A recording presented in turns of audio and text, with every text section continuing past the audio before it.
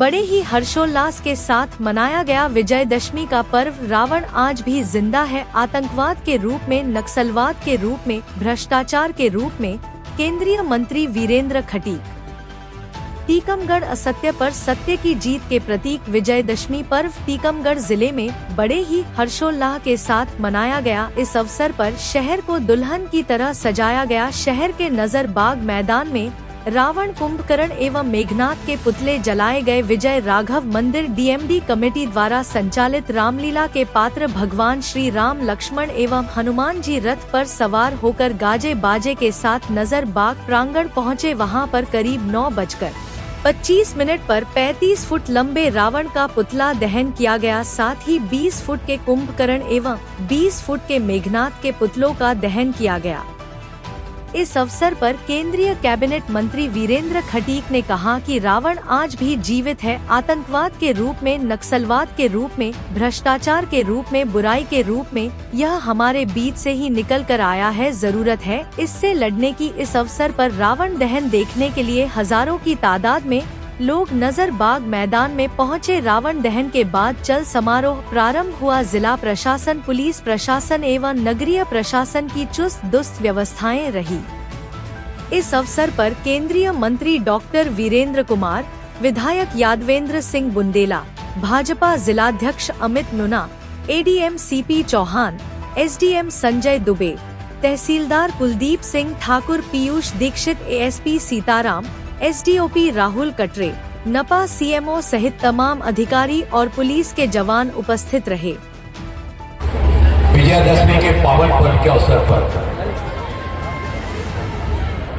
आज के इस कार्यक्रम में मंच पर हमारे बीच में उपस्थित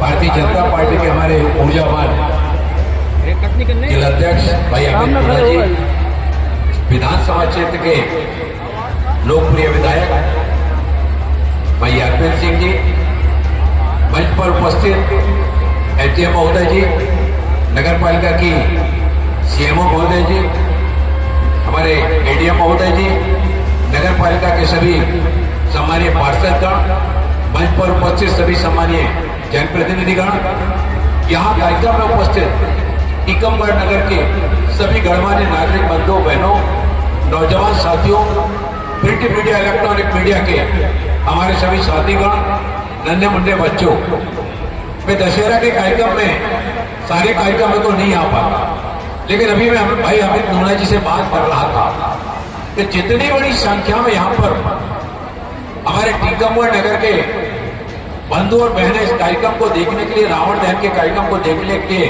एकत्रित हुए हैं। मैं देश के कई स्थानों पर जाता रहता हूँ, अनेक स्थानों के इस कार्यक्रम में शामिल होने का भी अवसर मिलता है, लेकिन मैं पिछले वर्ष की तुलना में देख रहा हूं कि इस वर्ष लोगों में ज्यादा उत्साह है और ज्यादा बड़ी संख्या में लोग यहां पर उपस्थित हुए हैं।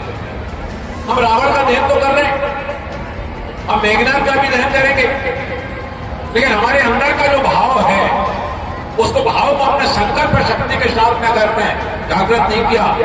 अभी हमारे सम्मानीय विधायक जी तो बोल रहे थे, रावण आज भी कई रूपों में हमारे समाज में जिंदा है। आतंकवाद के रूप में जिंदा है, नक्सलवाद के रूप में जिंदा है, कहीं ना कहीं भ्रष्टाचार के रूप में भी जिंदा है। और वो निकला कहां से, पनपा कहां से, समाज के बीच में से ही आया। हमारा आपका बेटा जब तक नौकरी नहीं करता है तो वो उसकी नौकरी लगना चाहिए, लेकिन बेटा जब नौकरी में जाता है और अवैध तरीके से पैसा कमा के लाता है तो कोई माँ बाप टोकते नहीं है कि ये पैसा कहां से आया। ये संकट करके आपको अपने अंदर से जगाना पड़ेगी कि बेटा 4 असुविधाओं में तो जीवन जी लेना, लेकिन गलत तरीके से पैसा अर्जित नहीं कर लेना। 29 वर्ष हो गए मुझे, 29 ईयर्स मुझे हो गए सांसद रहते हुए।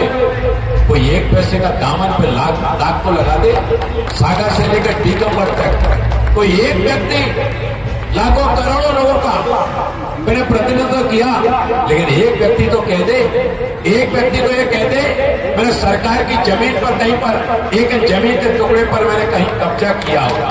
तो ये व्यक्ति तो कह दे मेरे परिवार के किसी सदस्य ने कभी नगर हमारे कलेक्टर महोदय को, एसपी महोदय को, नगर पालिका के सीएमओ को या किसी विभाग के अधिकारी को फोन किया हो?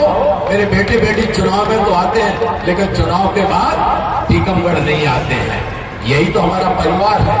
ये जो यहाँ पर बैठे हुए हैं, यही मेरा परिवार है, यही मेरे परिवार के सदस्य हैं, यही मेरी ताकत है।